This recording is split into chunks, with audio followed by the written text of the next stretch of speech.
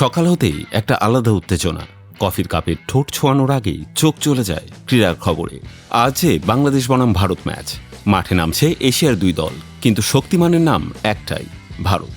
তবে প্রশ্নটা হলো, সেই শক্তির সামনে দাঁড়িয়ে বাংলাদেশ কি শুধু হার মেনে নেবে, নাকি চেষ্টা করবে ইতিহাসের পাতায় আরও একটি অঘটনের গল্প লিখতে? ভারত আজ মাঠে নামবে পরিসংখ্যানের পাহাড় নিয়ে। এখন পর্যন্ত তারা ৩৫টি টি-20 ম্যাচ খেলেছে, হেরেছে মাত্র ৩টিতে।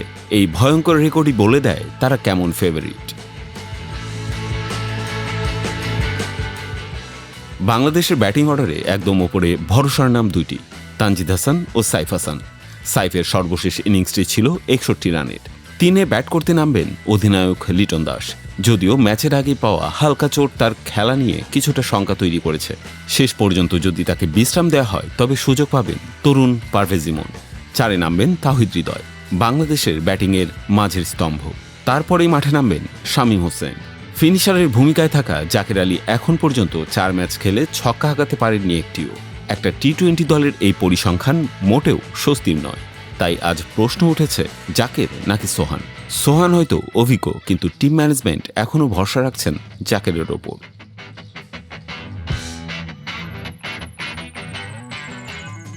স্পিন বিভাগে বাংলাদেশের বড় প্রশ্ন নাসুম আহমেদ নাকি রিশাদ হোসেন। রিশাদ ভারতের বিপক্ষে আগে খেলেছেন, উইকেটও পেয়েছেন, কিন্তু তার ইকোনমি রেট 14.16। অন্যদিকে নাসুম আহমেদ কম খরচে বল করে থাকেন, কিন্তু উইকেট তুলে নেবার ঝোঁক তার কিছুটা কম। শেখ মাহাদির বোলিং ভারতের পাওয়ার প্লের ব্যাটসম্যানদের বিপক্ষে হতে পারে বাংলাদেশের তুরুপের তাস, বিশেষ করে অভিষেক শর্মার মতো ব্যাটসম্যানদের বিপক্ষে।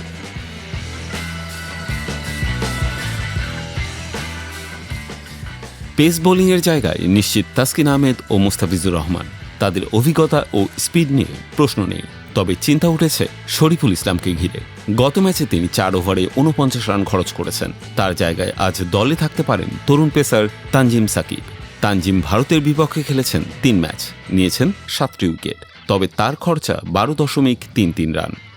বাংলাদেশের সম্ভাব্য একাদশ: লিটন কুমার দাস অধিনায়ক, তানজিদ হাসান, সাইফ হাসান, তাওহিদ হৃদয়, শামীম হোসেন, জাকের আলী, শেখ মাহাদি হাসান, রিশাদ হোসেন অথবা নাসুম আহমেদ, মুস্তাফিজুর রহমান, তাসকিন আহমেদ ও তানজিম সাকিব।